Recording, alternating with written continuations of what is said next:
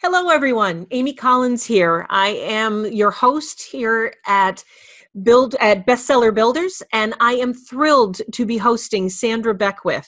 Sandra Beckwith is the powerhouse and the brains behind BuildBookBuzz.com. After a very successful career as a journalist and as a freelance journalist and a career journalist, she is a traditionally published author. She's also got some of her own books that she's put out. After a very long career, Sandra started BuildBookBuzz.com, and she and I got to know each other. It's weird.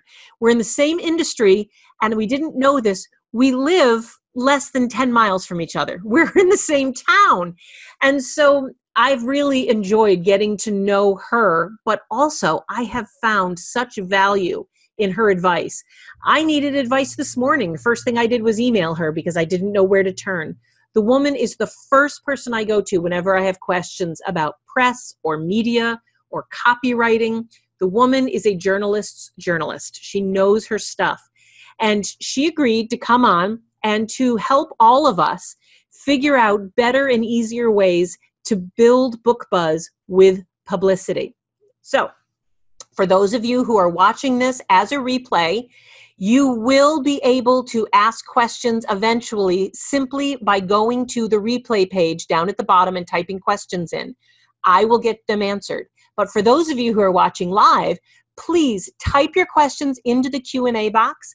I will be monitoring those questions as we go. And at the end of Sandra's class, I will ask those questions of her, and she has very graciously agreed to stay and answer all your questions. Within reason, if you ask what sign she is, she might not answer that. But I will tell you I'm a Leo, so you don't have to ask that question. So for those of you who have not been on a webinar with me before, a couple of housekeeping things that I want to cover. Number one, there will be a replay. If after this session, if you go to newshelves.com/buzz, B-U-Z-Z, newshelves.com/buzz, you will be able to see a replay of this webinar for the next 3-4 days, at least till Sunday. At the end of this webinar, Sandra will be talking to all of you and answering your questions, and I will be here throughout her class answering your questions and touching base where I can. Type them into the Q&A box. I'll be on the chat box. And with that, I'm going to turn things over to my friend and I'm her biggest fan, one of my favorite experts, Sandra Beckwith. Sandra, thank you for joining me today. Thank you, Amy, and kind of, oh gosh, shucks. I'm a little embarrassed by your wonderful introduction, but thank you so much. And for everybody who is curious, I am a Libra.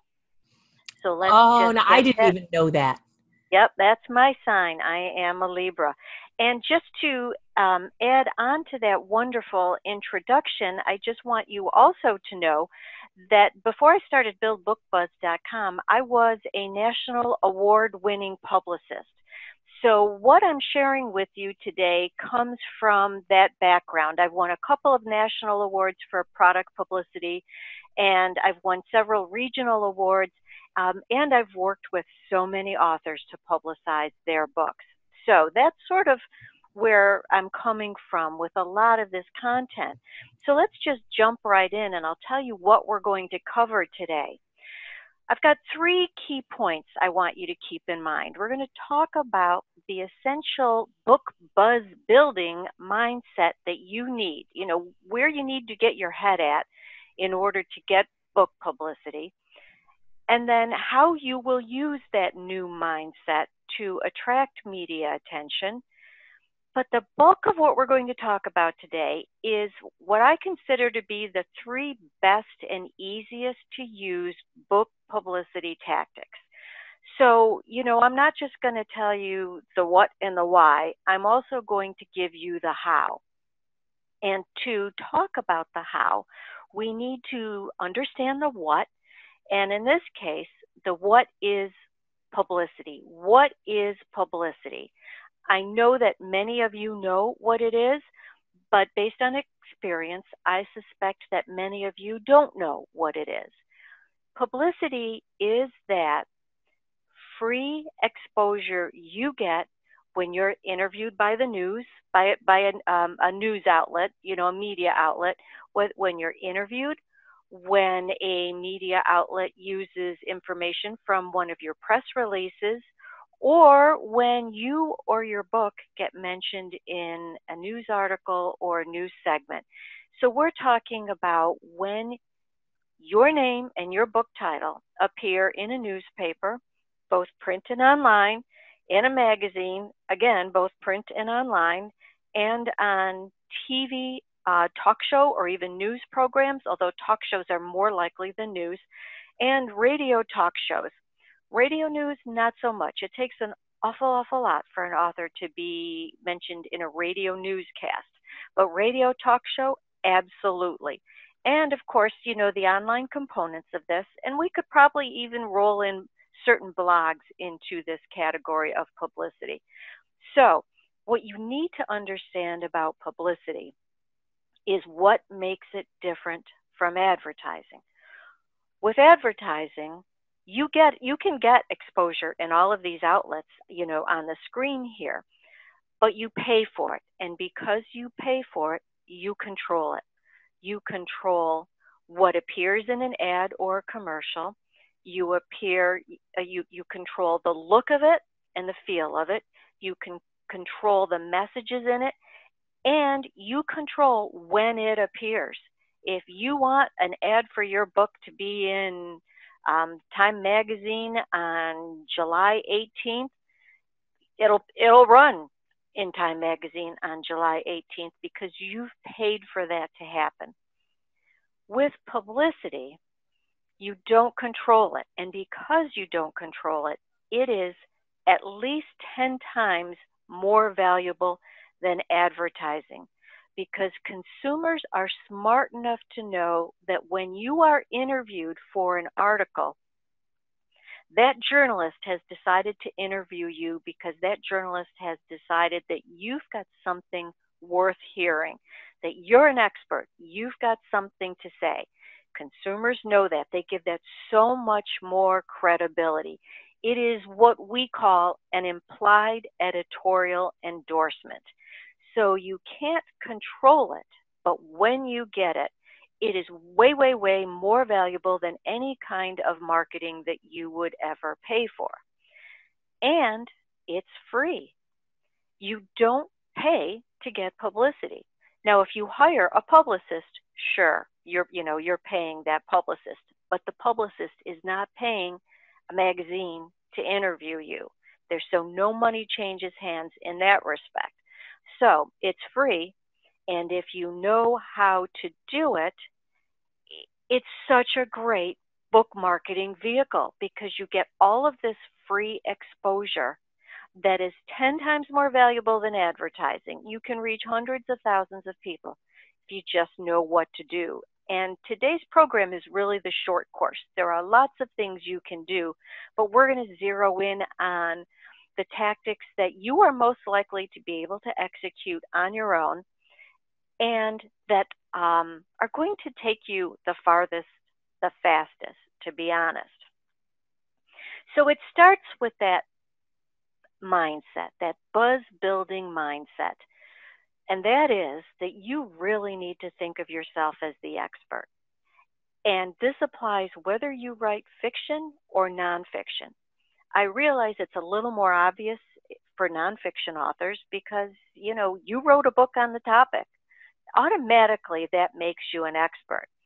And a novelist is thinking, well, I might be an expert on how to write a novel, but I'm not an expert on anything besides that.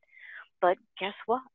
Oh, yes, you are, because you did a lot of research to write that novel, and you learned a lot along the way. And that's information that you can share with others, and you did enough work to become an expert. For example, let's say you write historical fiction set in, well, you know what? I just read one called Before We Were Yours. Historical fiction set in North Carolina, I think, and it is about how children in the early 1900s were stolen from poor families and sold to well-to-do families to be adopted. The well-to-do families did not know the children were stolen. They thought they were orphans. But point is, the author who wrote that book did a ton of research about this drama that happened in Tennessee in the early 1900s. She did a lot of research. She is very, very, very well qualified to talk not only about that topic from the past, but to apply it to situations that happen now. And they might be adoption related, they might be child napping related. But that's an example of somebody with historical fiction who can be positioned as an expert. Now take that approach and apply that to the research you've done for your book, whether it applies to the setting or, themes, anything like that. So whether you write fiction or nonfiction, you are the expert. And then the other thing you need to do that a lot of people are quite honestly reluctant to do is to share what you know freely and often, not just with the press, but with others.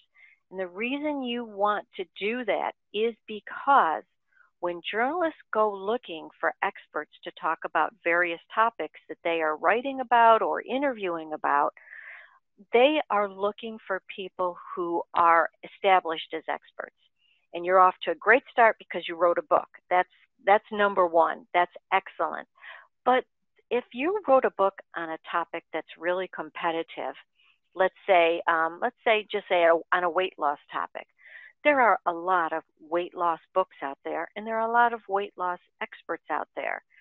So as a journalist looking for somebody who can talk to me about that topic, I am going to be looking for somebody who's out there everywhere. You know, they've got a blog.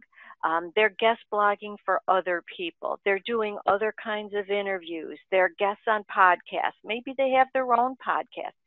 But they are out there everywhere talking about what they know and sharing their information on a regular basis. That not only builds credibility with the press, but it also builds credibility with your target audience. And should I ask your target audience who they think are experts, who should I interview? I want them to tell me you. I want them to give me your name. And so that will happen if you start sharing what you know very widely. So as you can see, that expert mindset and sharing what you know readily everywhere can attract media attention. And that's because this wisdom sharing generates for others. It creates a sense of credibility. People start to see you as credible. And the more credible you are, the more you are known as an expert. And honestly, reporters and journalists like me want to interview experts. I am always looking for experts to interview. And sometimes that book is not enough of an expert source. You know, sometimes you need more than that book. So you need to work to position yourself as an expert. So think of yourself as one, and then start sharing what you know. So let's get into the real meat and potatoes of this masterclass today. Let's talk about my 3 favorite publicity tactics for you. I think they're the best, and I think they're the easiest to use, and they leverage your skill as writers. You all have written a book. You know how to write. You know how to communicate through the keyboard, and that's what all 3 of these take advantage of. So let's dive into them. They are HARO, and I think a lot of you are familiar with HARO. That is the acronym for Help a Reporter Out. And HARO is a service that links journalists with expert sources or with people who can serve as anecdotes for articles or segments. The second one is we're going to talk about how to write tip sheets. And a tip sheet is a specific type of press release that offers tips or advice. We'll do a dive into how you create them and why you create them, to be honest. And then we're going to talk about how to pitch article and segment ideas. And these are, when you're pitching an article, a segment, or segment idea, your goal is to be interviewed for the article, which would be print media, or for the segment, which would be broadcast media. And we'll talk about how you do that as we move through. Now let's start with HARO. This is one of my favorites. And I wish I could look at you all and I could say, show me, wave your hands, and show me how many of you are familiar with HARO and use it. It is an amazing service. It has a free level and it has a premium level. You subscribe at helpareporter.com. Now make a note of that URL because the service is Help a Reporter Out. But for some reason, and I don't know why, the URL does not include out. So it's helpareporter.com. And you subscribe there, and then you get 3 emails a day that include leads from the media. They are messages from journalists looking for sources like you to help them complete an assignment. Now, I mentioned free and premium. Here's what paying for the premium level gets you. It gets you these emails before the free people get them. So you're paying for early access. Is it worth it? Honestly, I wouldn't do it, but I'm a coupon clipper. I don't know that early access is that critical. And it depends on, I suppose, the types of leads you respond to. But I would try it without upgrading to the premium service. Try the first, the free level. And I will also say that once you subscribe, you will start getting it. If they're still doing it, you might get a couple of sales phone calls from the company that owns the service. I've had some authors say, oh, well, I don't like HARO because when I signed up, I got phone calls trying to sell me something. And my response to that is, so what? What did you get in exchange? Maybe you got interviewed by Inc. magazine and your audience is small to medium-sized business owners. I think the kind of publicity you can get from this free service is worth a couple of sales phone calls that you don't answer because you have caller ID and you don't know who it is. Just let it go to voicemail. So that said, you get these 3 emails a day. These emails are categorized by topic. So there's biotech and healthcare, business and finance, education, entertainment and media. Then there's the catch-all general, high tech, lifestyle and fitness, public policy and government, and sports. So you know where your expertise falls in all of those categories. You know if you are lifestyle and fitness, you know if you're business and finance, you know if you're education. So 3 times a day, you open that email, you just scroll down to that category, and you start looking at the leads. And I'm going to show you an example of a lead.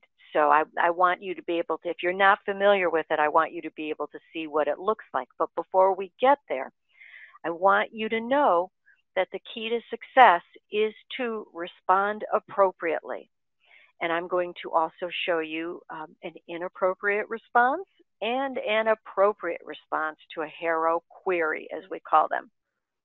Now, I've given you the short course on how to do this. I have something called How to Respond to HARO Request Cheat Sheet. It is at that URL on the screen, which is buildbookbuzz.com/HARO request, and HARO, HARO. So for anybody listening who isn't looking at the screen, that's buildbookbuzz.com/HARO request. It is a free PDF download. It tells you, it gives you the do's and it gives you the don'ts. So with that in mind, let's look at an example.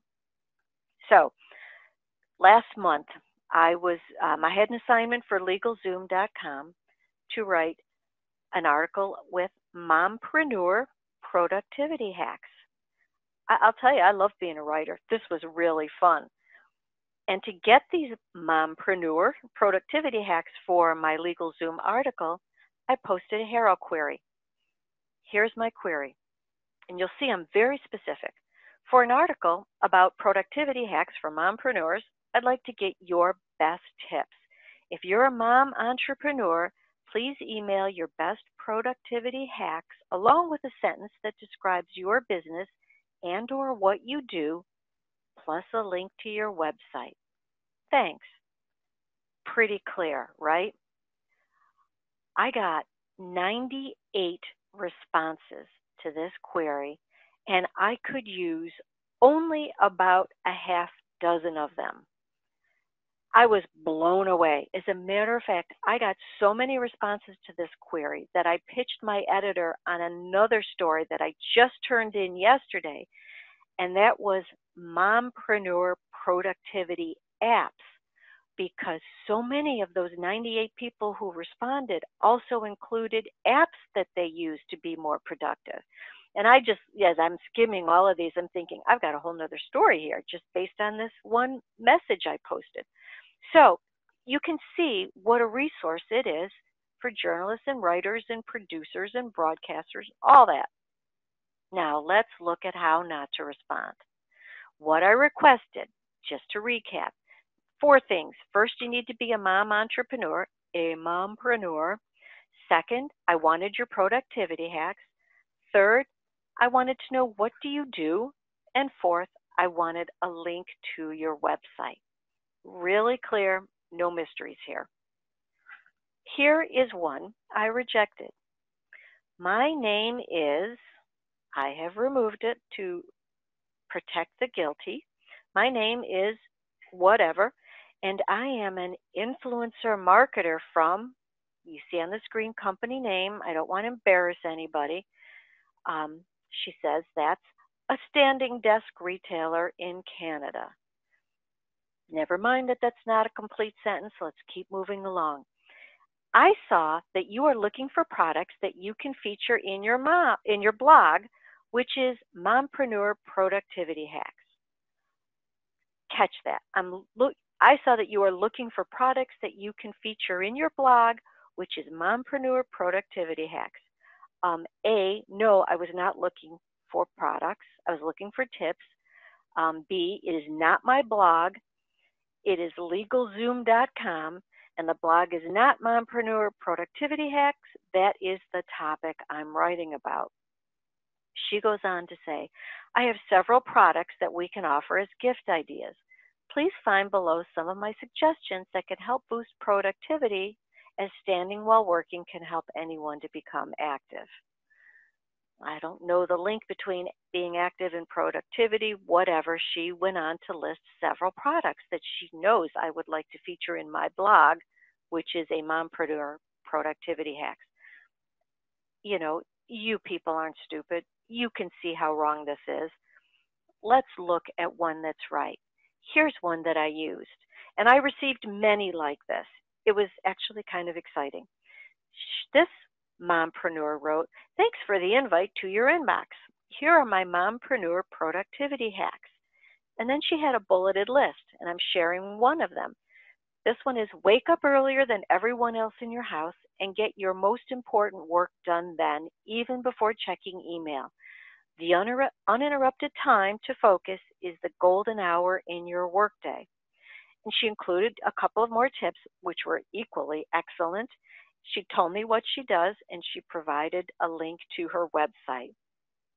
She is now in the article that's up on LegalZoom.com. She and about a half dozen others. But that gives you a sense of how important it is to respond appropriately, and how important it is to not be inappropriate. And quick examples of other inappropriate responses are things like, check out my website, and then there's a link to the website, and that's the only response. Or you really need to talk to me, here's my phone number, and that's all they give me. I don't know what they do. I don't know why I should talk to them. But these one-sentence command responses, you know, they just go in the trash can. They're useless. So if you download, let me just give you that URL again. If you download those tips, buildbookbuzz.com HARO requests, you'll be big step ahead of many other authors who are using this service and competing for the same interviews you are competing for. Guys, I'm going to drop that in the chat box as well, that URL. Sorry, Sandy, go ahead. No, that's good. It gave me a chance to get a drink of water. Perfect. And by the way, Amy, if you've got questions at any point, that you think, if I'm not being clear and you think I need to clarify things, chime in. And as you noted, I'll take questions from our audience at the end. And I'm really looking forward to that because I always get such great questions. Yeah, no, the only question that came up was, what is a hack? But I answered that. A hack is simply a tip that allows people to save time or effort. But other than that, everyone's loving this. Keep going.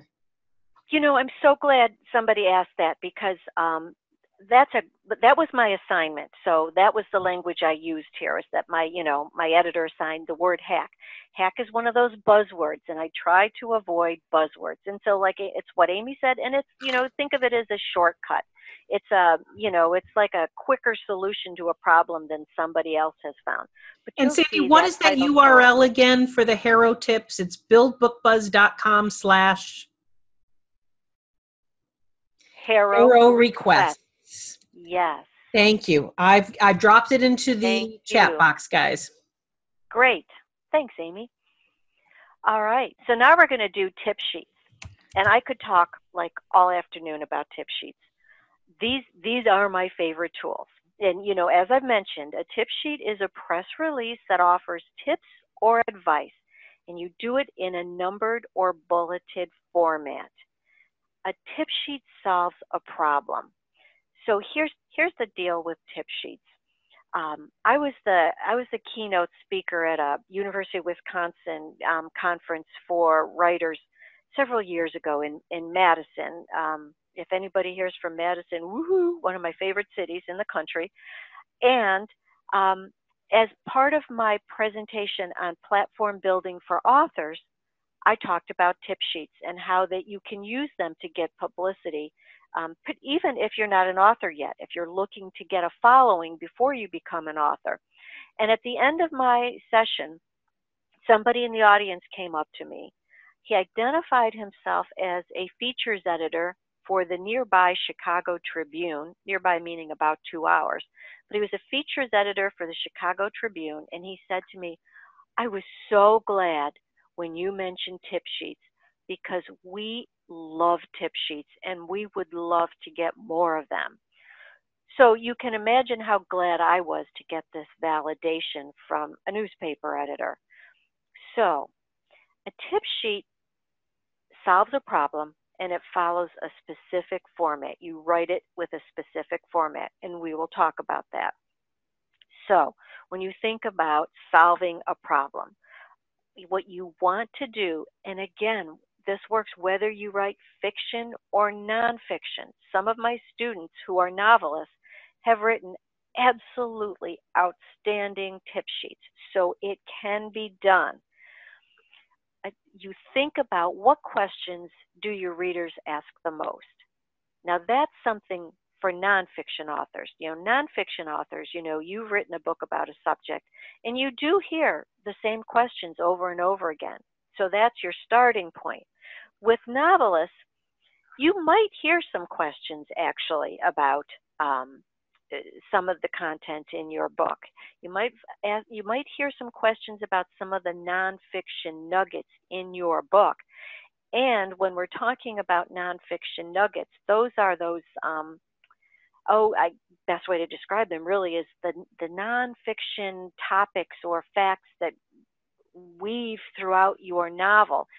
And I mention this because in my blog post tomorrow, so those of you listening in on a recording later, that would be the July 10th blog post at buildbookbuzz.com/blog. My post is going to be about how to find those nonfiction nuggets in your novel that you can use for tip sheets and that you can leverage for HARO responses and that you can use to pitch articles and segment ideas. So I'll have more on the blog for you on that topic tomorrow. But you start with, what are the questions readers ask you the most? And then you follow a specific format. And I'll tell you what that is, but I will also say that on the screen you see a link to a how-to article on my blog that walks you through the process and shows you a sample tip sheet.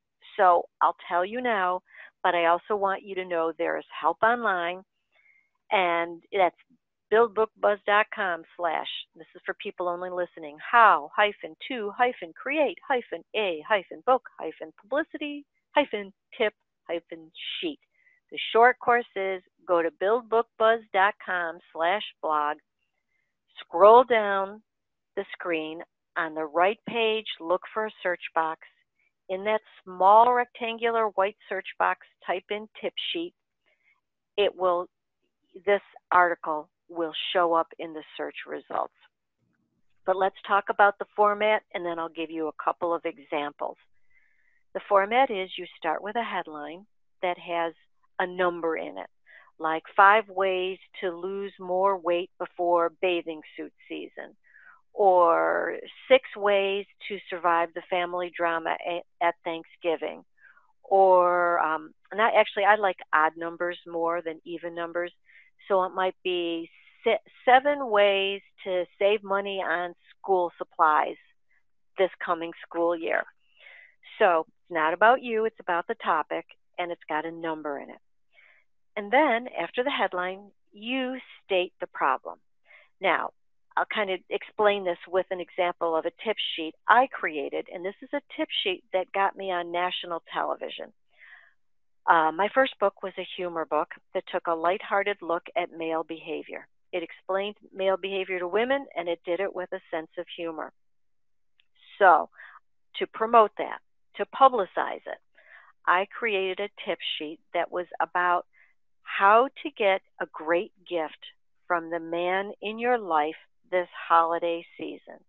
And so I started out with something along the lines of, one of the biggest problems for women in relationships every holiday season is they end up receiving gifts that their husband wants, not gifts that they want. But one expert says it doesn't have to be that way.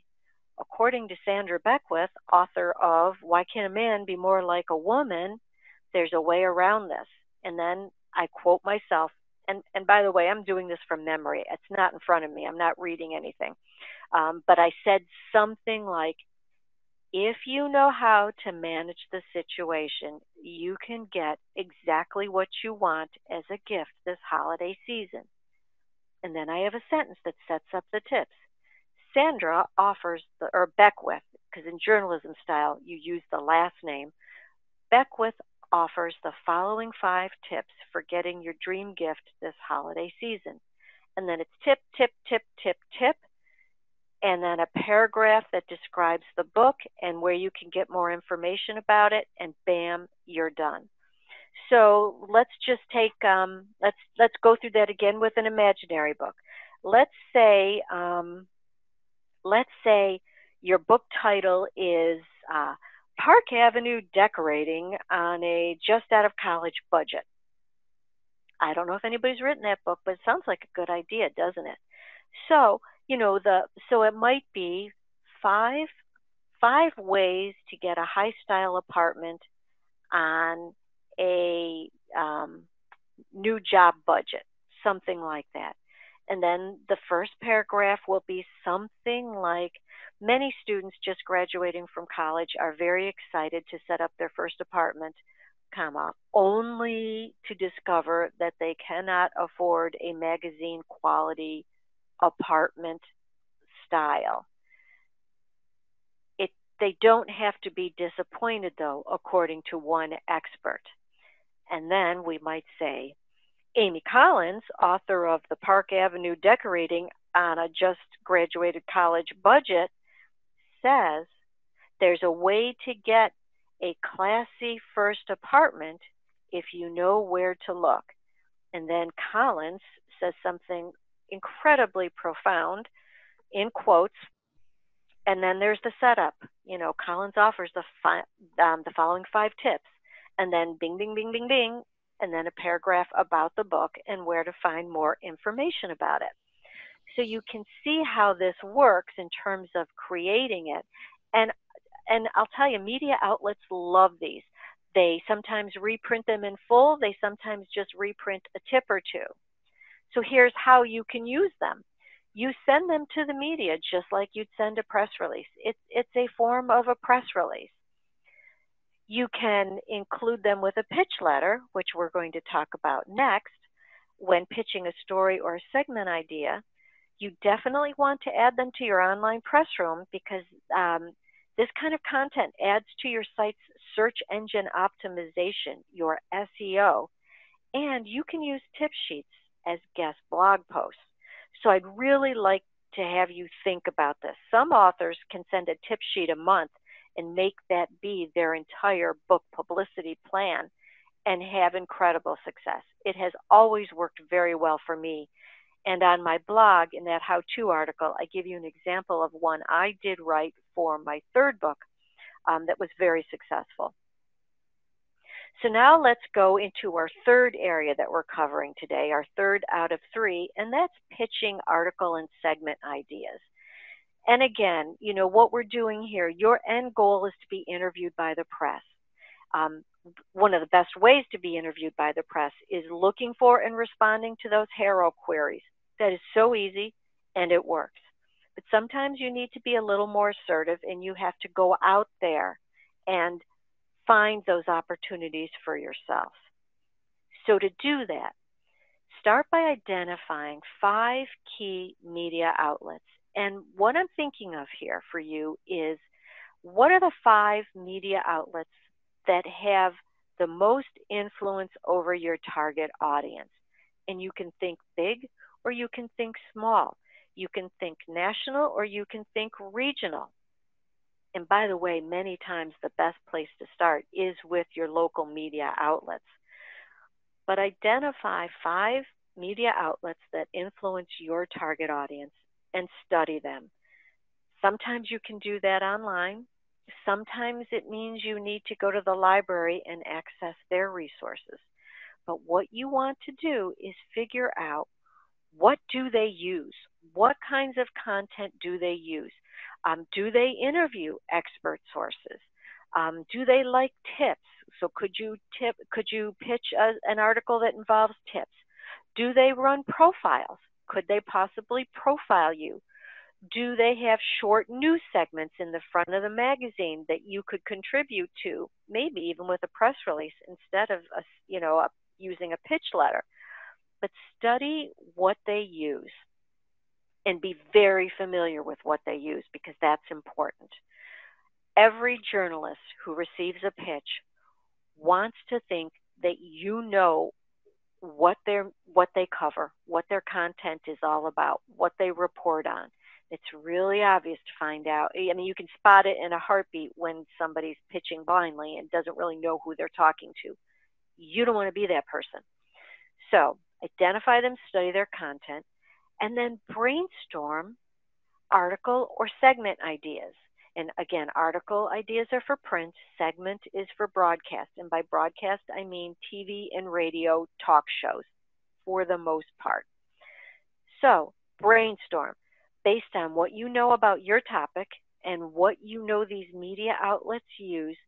Brainstorm ideas and then assign these ideas to different outlets, because initially you'll do best if you don't pitch an idea to multiple media outlets at the same time.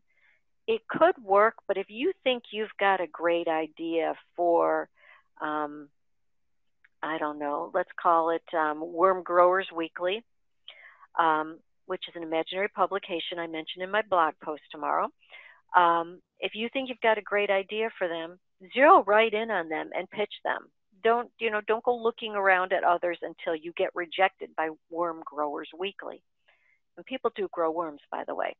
I don't know if there's a weekly for them.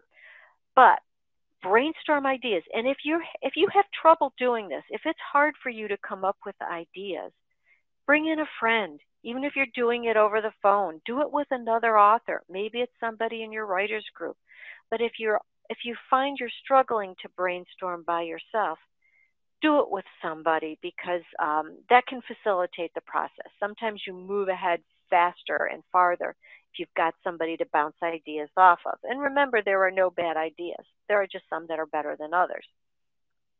So you've studied your outlets, you've got some ideas for each, and then you need to figure out who you're going to pitch there. That's the key. What name and email address do you send to? A lot of times now, thank heavens, you can get this information online on the media outlet's website. Many, many, many of them will include either individual contact names or a general email address to send pitches to. I would do that first, because you don't have to go anywhere. You can do that in front of your computer. If that doesn't get you what you need, go to a local library reference desk. The reference desks have directories that list this information. They are print directories. They exist for this reason. My favorite is Bacon's, like the meat, Bacon's Publicity Checkers. That's Bacon's Publicity Checkers, and there are several. There's one for magazine, one for newspapers, one for radio, I believe, and one for TV and cable, last I checked. So there's Bacon's, and then there's also Gebby's, and I think it's called Gebby's Media Directory. But all you need to ask for is Gebby's, and that's G-E-B as in boy, B as in boy, I-E, S, Gebby's Media Directory. And sit down. They're reference books, so you can't leave with them, but sit down and start to go through them to get the email addresses that you need. And then, you've got your foundation in place. Now it's, how do you write a pitch letter? Well, keep in mind that a pitch letter is really a sales letter. It's not a salesy letter, but it is a sales letter for an article or a segment idea. And your goal with the sales letter is to present this idea in a way that makes it irresistible and compelling, and do so in such a fashion that the journalist receiving it says, hey, that's a good idea. We should probably do this. We should probably do this story. That is the reaction you want. So how do you get that reaction? You communicate why your story is a good idea. You're communicating to them, here's my idea, and here is why your readers or viewers would be interested. You explain why you're an expert source, because your goal is to be interviewed for this article. You're not the one writing it. It will be assigned to a professional writer. But your goal is to explain why you are somebody who must be interviewed for this article. And then, and here's I feel like I should whisper, here's the little trick that everybody who's not on this webinar doesn't know. The way to stand out and to really seal the deal for you is to offer other sources for the article. And those other sources might be a national association that is relevant to your idea, and it might be an individual who can put a face on the story. It might also be another expert who is in a market or a space or a niche or a category or whatever that you don't compete with. But offer 2 or 3 other potential sources for the article, so that what you have given this journalist is sort of an idea in a box. It's an article in a box. Not only have you made the case for why it's important, and maybe even included statistics to validate that, you're presenting several people to interview for the story, all tied up with a nice little bow. That's how you stand out and get your articles accepted. So you know what that outlet runs. You deliver to them an idea that fits what they use, and you package it in a way that makes it hard for them to say no, because you've done a lot of the work for them, and they are very busy people, and they love it when people do work for them. So those are my 3 favorite tactics that I think are going to help you the most. And I just want to remind you about this. think of yourself as an expert, and your book is a incredible credential for that. You're so far ahead of people who haven't written books. Then demonstrate that you're an expert. Show people that you're an expert by sharing what you know. Nothing, I think it's sort of a show, don't tell kind of a thing. You're showing that you know what you're doing by not saying, hey, look at me, I'm an expert. Hey, don't you think I'm credible? You are sharing information in a way that lets them reach that conclusion themselves. And you're using the right media relations tactics and tools when sharing what you know with the press to get publicity. And the three we've covered are those free HARO queries that you respond to appropriately.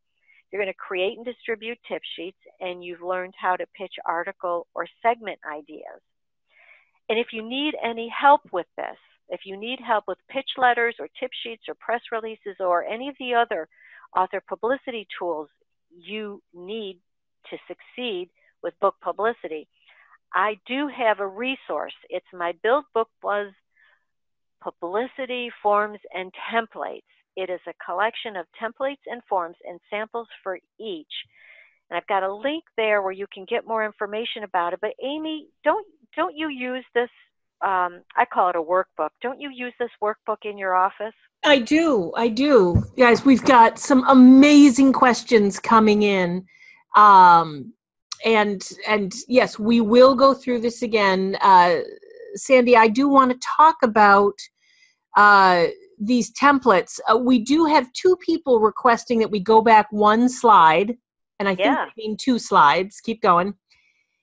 No, one. Now go forward one. There we go. Wait. This one. This one here. Yeah. Okay. All right. Now let's move ahead, because I do want to talk for a moment before we get to the questions about these templates that you're talking about, because you just offered such amazing content and so many. If we could move ahead to two slides.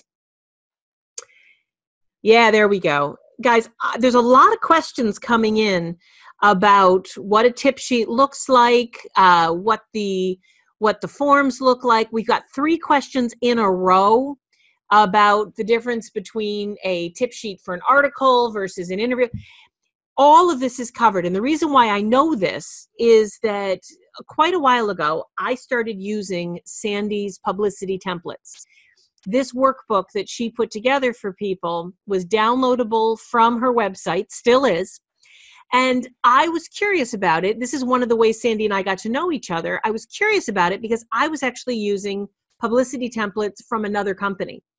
And I was not having a lot of success. What was happening was the templates that I was creating using another company were a little too generic. They were not teaching me, they were not training me how to craft my sales letters, my pitches, whatever you want to call them, my offerings. I don't care what you want to call them, but I wasn't crafting them enough.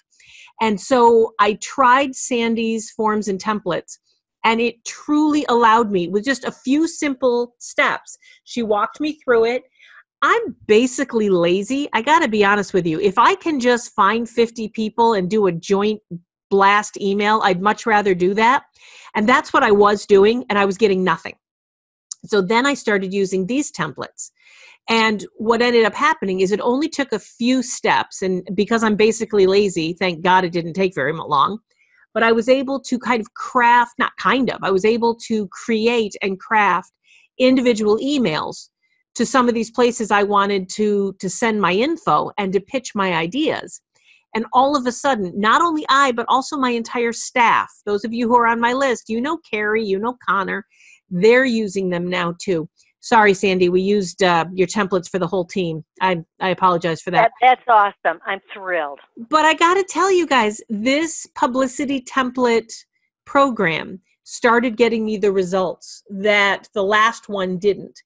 I also have hired publicists in the past. I've hired lots of publicists over my years. And the truth is, and I'll say this, I've said it before and I'll say it again, nobody can get the attention of the press as much as the author themselves. Yes, it's great if you have a publicist. I'm not saying that you shouldn't have one. But if what you have is a little bit of time every day to send out just a few approaches, this sort of workbook, these templates will allow you to craft and create outreach materials that will rival anything a $3,000 or $5,000 a month publicist uses. They're wonderful. We use them all the time here because the big thing that separates you and your proposals from all the other proposals out there is the kind of training that this and the templates themselves walk you through the process. And that is what separates you from a lot of authors that are just saying, "Dear newspaper editor, I've always wanted to be in the newspaper, period. Please interview me, period. Hugs and kisses, author," which a lot of these spray and pray templates actually sound like. And you just don't sound like that. So I would recommend any of you that are interested, go to bit.ly/publicity templates. Again, bit.ly/publicity templates. And for those of you who are looking at the chat box, I will cut and paste this URL in right now. Let's see. And Amy, while you do that, let me, you reminded me when you mentioned hiring publicists. Actually, I've lost track of the number of book publicists who have bought this product and use it. So even the pros find this to be a successful solution for them. And one thing you said, somebody asked, what are the templates? What do they look like? It's a Word file that you download. And I'll tell you why it's a Word file instead of a PDF. That is because I want you to copy and paste each of these forms into a new document so that you can use the original form over and over and over. And you really can't do that with PDFs. So this is, sort of a document, a Word document that you can use repeatedly for, your current book, your next book, and the book after that. Just making it a Word file makes it much easier. And so what you do is you copy, say, the form. Let's say you'll see on the screen there's one for developing your message, because when you're interviewed, you need to be able to be focused with what you're sharing. You need to be clear, what message do you want to communicate in a media interview? And so there is a form that walks you through that process. And so you'll see, like, maybe it's a question and then white space underneath it, and you answer the question in the white space. And then maybe there's another question and you answer it. And then the form then says to you, okay, now, put these sentences together and shorten them, and there's your message. It's that kind of approach. It is a fill in the blanks approach, but it's not cookie cutter fill in the blanks. It's very, very personalized for you. So that's really, I think, the best way to handle that. And then, Amy, somebody else asked, what does a tip sheet look like? If you go to that blog post, there is a link in that blog post that you click on, and this is the tip sheet blog post. And the blog won't be up until tomorrow, correct? No, that's a different one. I've got one, and I gave the URL, but I don't want to go back to the URL because it's long. Go to buildbookbuzz.com/blog. Scroll down, and on the right, there's a search box. It's a small white rectangle. Type into that search box, tip sheet. You will get, in the search results, something that says how to write a book publicity tip sheet, or how to create a book publicity tip sheet. And you click on that headline, and it brings up the article, and it walks you through the process. And, sort of down near the end, it says, here's a sample tip sheet, and you click on the link and a PDF shows up. And you can save the PDF, which is what I recommend, download it to your computer, because then it gives you an example. It's your goal. It's what you're shooting for with tip sheets. So that is on the blog. What goes up tomorrow is how to find the nonfiction news nuggets in your novel that you use to get publicity. All right, guys, I am looking for that link, and I'll drop it in the chat box while Sandy's answering questions. for those of you, two of you have asked if this book, this workbook of publicity templates is available as a printed book instead of as an electronic download. That doesn't really, I don't think that would work, because these are forms that you need to fill out on the computer so you can cut and paste them into emails.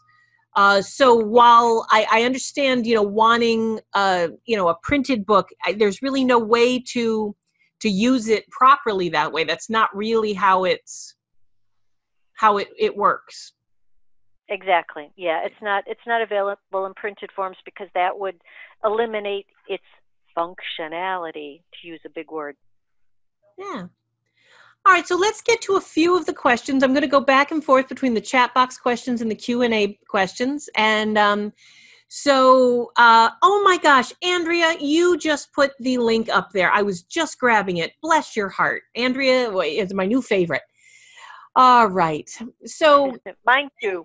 Lindy is asking, when you are pitching, when you're using these tip sheets to pitch to a journalist, do you send them the whole article or do you just tease them with the idea? It's two different approaches. If you're sending out a tip sheet in the same way you would send a press release, you send out the whole tip sheet and you mass distribute it. You send it out to every media outlet you think would be interested in it, because a press release is not an exclusive kind of a thing. It is a mass distribution tool. So you can either mass distribute it, and if anybody wants to know what my favorite press release distribution service is, send me an email.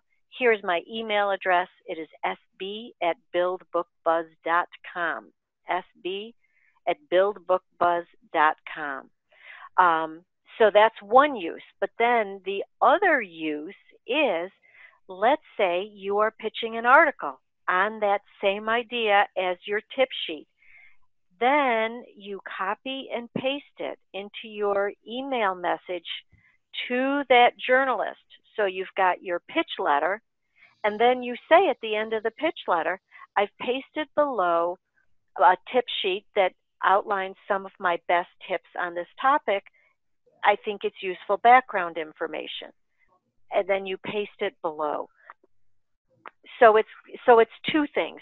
It's either sending it out to a wider distribution list, hoping that as many as possible use it, and or you use it as background information for an article on that subject that you would like to be interviewed for along with other people, because magazine and newspaper articles rarely ever use just one source. That makes the story a little too slanted, a little too biased. They're always looking for multiple sources. So it's either and or. I hope that answers that. All right. We have a couple of people asking for either a repeat of something you've said, and one woman asked she would like to know where the replay is going to be. I am throwing that URL into the chat box right now. It is newshelves.com/buzz. If you missed something, if you'd like to see one of these slides again, there will be a video up in a few hours at newshelves.com/buzz. And that video will give you the opportunity. You can fast forward to the part you want. You can look at the slide. You can hit pause, watch, stare at it. I would suggest you stare at my face the whole time. But if you want to listen to Sandy, that's good. So this replay will be available. And under the replay will be a link to the bit.ly/publicity templates link as well. This $67 offer that Sandy is very generously offering us for these templates, there is so much. I mean, guys, I cannot tell you how many templates. It's huge.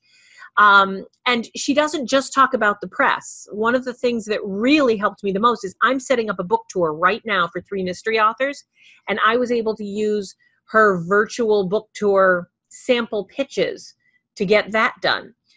She talks about radio shows. I mean, it's more than just bloggers. There is so much in this publicity form template workbook for $67, which is ridiculous. So I just wanted to let you know that the replay for this will be available at newshelves.com/buzz. But you also, I am begging you, please go to bit.ly/publicity templates and download a copy of these forms and templates now, because this link will not be up more than a few days. Neither the replay and this link will only be up until, I think, until about Sunday. And I'm getting this up now. All right, so I answered Lindy's question about the replay. Regina had asked if this advice is primarily good just for traditionally published books. And I had said, not at all. No, yeah, but I'd like you to answer that. Yeah, not at all. Your publishing model has nothing to do with it at all. It's for all authors, for sure. Well, Patricia's asking, as a fiction author, is handling the PR with her own information to sell books of an unknown self-published author going to work? Sandy, I know you work with unknown self-published authors. What is your experience with that? Yes, and I know book publicists who work with unknown self-published authors. I teach them how to do it themselves. The publicists do it for them. That's the difference. And one is inexpensive and the other is very expensive. I am the inexpensive option. But here's what counts. Patricia, is that right? Did I get I'm remembering the name, right? You are. Patricia. All right, so Patricia, here's what counts. What counts is that your book is good. That's what's really important. If your self-published book looks self-published, it is harder to get media attention. On the other hand, you aren't sending out a copy of your book. You're only using your book as a credential to position yourself as an expert on some topic, some type of topic. So the other piece of it is that they won't see your book unless they go looking for it somewhere by clicking on one of your links, perhaps. But you'll always do best in any form of book marketing if your book looks and reads as good as something that came from a traditional publisher, even if it wasn't.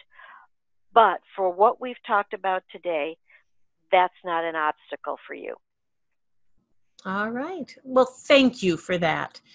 Another question, Sandy, do you have a few more minutes to answer just a few more questions? You've been so generous with your time. And I'm here. Hour. I'm good. All right. Just making sure. Lindy is also asking, when you send out a news release or a press release, is it okay to pretend it's from someone else besides yourself? If you're writing in the third person, do you have an opinion about that, about whether or not you should send something out as though it's from someone else? Lindy, that is a great question. That is excellent, and I'm glad you asked that. I've of two minds on this question. I think you look more like hot stuff if the materials come from an imaginary staffer or outside consultant. It looks like you are so hot that you can afford to pay somebody to do this for you. On the other hand, as a journalist, I also like hearing directly from the author. So I will split my answer by saying, when you respond to HARO queries, I think it's better if you are responding as yourself, not as somebody else, because it seems more genuine. And actually, as somebody who uses this to find sources, I want to know that there are no layers between me and the source. And if you are pretending to be a publicist, and I don't know you're pretending, because that's what a good faker you are, if you're pretending to be a publicist, then I think you have just inserted a barrier between me and you. And I find that discouraging, because I need information quick and I want to get it straight from the source. So I'd say with HARO, it's you. With a pitch letter that you might send to a media outlet, then I think it's okay to have it come from a third party, only if you're not going to be outed as the third party. And I think there is low risk of that. But, for most people, I'll tell you, that's too much trouble. And it is okay for it to be coming from yourself. That's fine. It doesn't interfere. It's like whatever. it's okay if As everything someone comes who from has you. used Sandy's templates and has actually used this workbook as an author, my experience with using these templates when I put them together is that exactly what she said. If I'm responding to an outreach like HARO or someone's asking a call for information, I also use mention.com when there's a call for speakers, and, I will respond as me. But when I'm doing, and lots of times to bloggers, I will respond as me. But when I am putting a call out, when I am sending out pitches to radio shows or newspapers or high-end magazines, I think a third party does make sense. I think that's a good question, but I never pretend to be the third party. All of us have a sister, a cousin, a college kid neighbor who, and in this day and age of setting up emails, emails that you own, getting these outreach letters to and from a third person who actually exists. You can be the one to send them, but signing them with an actual person's name, for me, that's where I draw the line. If I've got friends and neighbors who are happy to be part of my team, so that when I say, well, we are launching this book, it is a we. And so I think Sandy's right. You got to be really careful that you're not outed, or that you don't get caught with that. So make it a real person. We all know people who you can use, who would be happy to be your third person. And these templates, again, most of them that I've used, Sandy, they are set up actually in first person, right? I mean, they're set up so that the author can make the pitches themselves. Yes. It depends. When it's a tip sheet or a book announcement press release or regular press release template, it's definitely third person. But when you're writing, like there's a radio talk show email pitch, first person, exactly. Virtual book tour, first person. All right. Well, we've got one more question, it looks like, before I let you go. I want to remind everyone to please go to bit.ly.com, bit.ly/publicity templates. bit.ly.com/publicity templates is where Sandy has put up this incredibly robust offer of pitches, of sample messages, of book announcement press releases. There's a form you can fill out if you're not sure how to do a press release. That is the question I get the most. How do you do a press release? What's the difference between a press release and a book announcement press release? What do I do? What do you mean? What's a Q&A template? I mean, she's got it all there. The press releases are invaluable, but not only the samples and the questions and the forms that you get, she also allows you to offer such value to the person who's receiving these pitches, to the journalists. You are going to be head and shoulders above everyone else if you use some of these templates. So I'm asking you, please go to bit.ly, bit.ly/publicity templates, and download these templates now. They are so worth it. Sandy, we got one last question, and then I'm going to let you get on your way. Regina is saying that although indie publishing is flourishing, in the world of reporting and publicity, her experience has been that a lot of credibility relies on traditional publishing because the journalists are looking for high sales. They don't want to give print or ink or time to a book that doesn't have high sales that they can point to, especially fiction, which is what she writes. And I know, Sandy, that let's be frank, these templates and this sort of function does work better for nonfiction authors. Guys, Regina, I'm not going to tell you that it isn't easier for somebody who's written a book about how to get divorced. Of course, it's easier for them to get on the radio as an expert, as opposed to a woman who wrote a novel about a woman who's getting divorced. But you both have expertise on divorce that you can offer. So, Sandy, I'm just going to ask, in your experience as a publicist, as someone who, is a top 10 blogger on this topic, as someone who, is a former not only member but also board member and officer of, Freelance Journalists of America, your stuff. So let's be honest. Do these journalists need the book to be big sellers to consider the author for an interview or for as an expert? Not at all. And I will answer not as a former publicist, but as a working journalist and as a former board member of the American Society of Journalists and Authors. Um, we don't care. We don't care about book sales. We don't know what your book sales are. We don't go to Amazon and scroll down and look at your Amazon ranking. We don't care.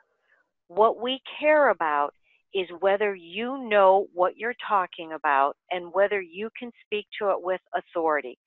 What we care about is that when we spend 20 minutes on the phone with you interviewing you, that we will be able to use some of what you share with us.